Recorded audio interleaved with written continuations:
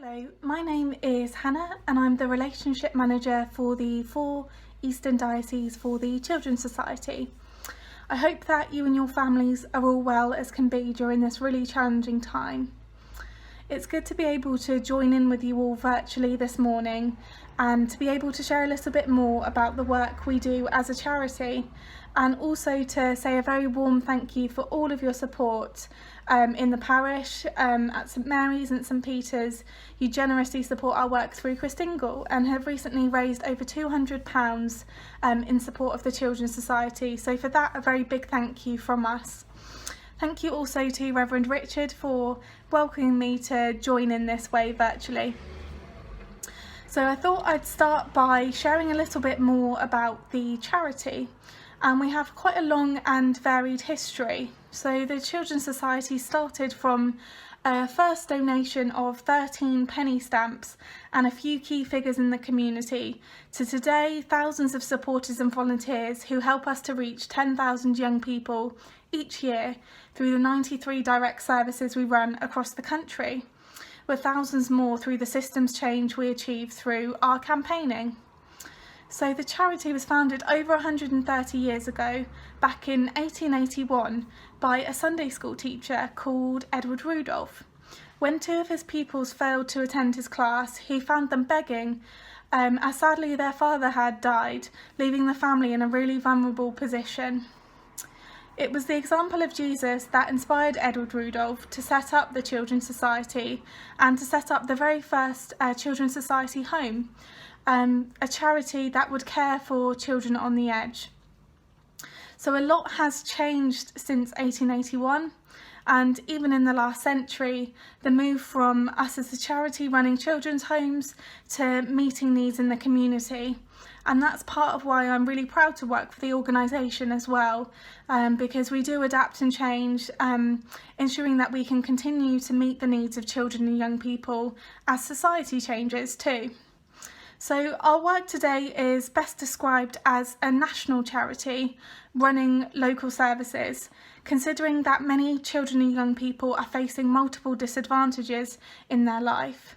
So the main areas that we work in are mental health and wellbeing drop-in services, criminal and sexual exploitation, refugees and migrants, young carers, missing from home, and also those at risk of substance misuse in the home too. However, considering that generally a young person is part of a family network, I wanted to talk to you today about one of the services that we run in Essex, which provides family support groups for families and friends affected by somebody close to them, usually a child, who uses alcohol or drugs. The groups are led by a professional facilitator and provide information and education on what addiction is and how it affects somebody mentally, physically and emotionally. The aim of the group is to empower these families living in these circumstances by giving them the tools to support a family member, or to set rules that allow both the user and family to have clearer objectives and an overview of what a new, healthier relationship looks like. So these groups consist of a 7-week programme covering modules that include boundaries and consequences, positive behaviour, drug awareness education, appropriate support of users, addiction information, and coping and distraction techniques. Parents using our service in Essex then have the opportunity to go on to the BRIC group. So BRIC stands for Building Resilience in Community Knowledge Group. This is a self-sustaining group for parents and carers run purely by volunteers from the Children's Society. It provides a safe and confidential space for parents and carers to share concerns and discuss issues that may be affecting them, and also to find mutual support from others that are going through a similar situation. I wonder if we can take a moment to think about this in a slightly different way and consider physical bricks. So I'm sure many of us might have Duplo or Lego at home. If you think about the shape of a brick, bricks are designed to fit together perfectly so that you can build whatever structure is needed, really. Just depends on your imagination. And they come in all sorts of different colours and shapes, and there's no limit really to what you can build with some of them, as long as they're used together in a structure. A single brick on its own really has very little hope in achieving anything. The bricks need each other to give the structure strength, and each one helps to support the shape that the model might take. I wonder if you can take a moment now to think about the bricks of support in your life, maybe groups you belong to, your family, your friendship circle, and also perhaps consider out if there's anyone you might be able to reach out to in support who may need strength, particularly at this time.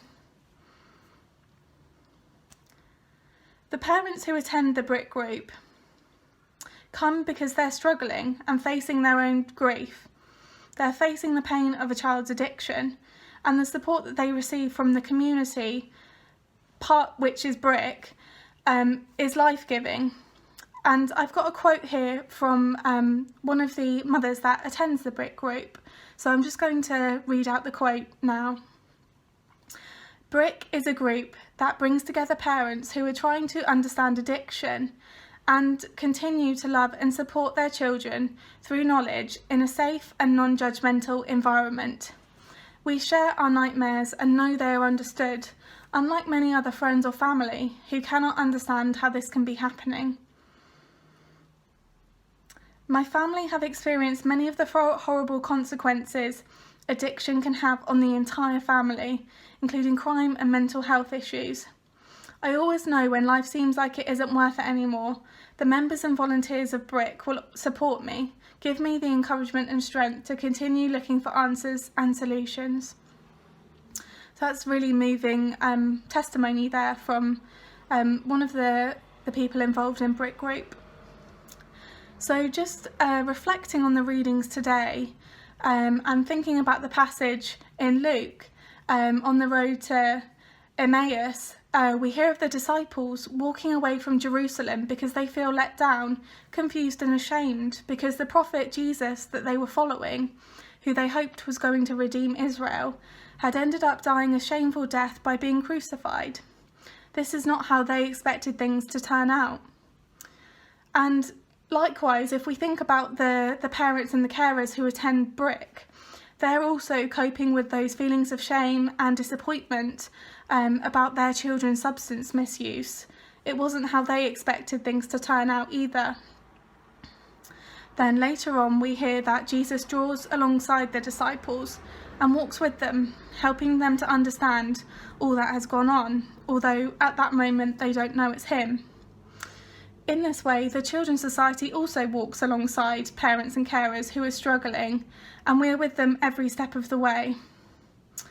Continuing on with the story, the two disciples walk along together and discuss all that has happened, no doubt trying to make sense of the trauma that they've experienced. And BRIC Group also gives parents and carers the same opportunity to share their trauma in a safe space and to make sense of what has happened to their families, and also provide them with strategies for dealing with it too.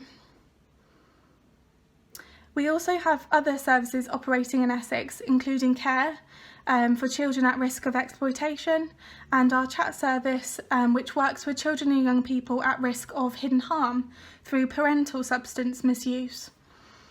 During this coronavirus crisis, our practitioners are still very much there for the young people they support, and adapting the ways that they can best keep in touch with them during this time, and in some cases dropping off care packages, for example.